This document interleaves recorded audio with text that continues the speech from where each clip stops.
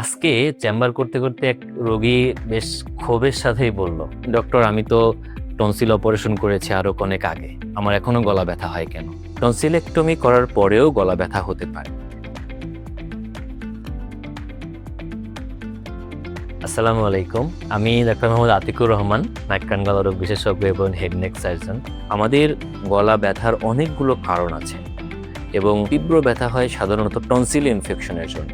Tonsil ছাড়াও আমাদের মুখের ভেতরে ফ্যারেঞ্জিয়াল টনসিল বলা হয়, লিঙ্গুয়াল টনসিল বলা হয়।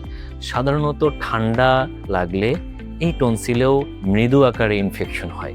সেই ক্ষেত্রে গলার ভেতরে একটু ডিসকমফোর্ট লাগে, খুসখুস করে, একটু ব্যথা করে, কারো কারো ক্ষেত্রে ব্যথার তীব্রতা বাড়তেও পারে। কাজেই এই ধরনের গলা ব্যথা নিয়ে দুশ্চিন্তা নয়, টনসিলেক্টমি করার পরেও ফ্যারিঞ্জাইটিসের জন্য বারবার গলা ব্যথা হতে পারে। সেই ক্ষেত্রে আপনি কিছু ওষুধ এবং নিয়মকানুন মেনে চললে ভালো থাকতে পারবেন। ধন্যবাদ।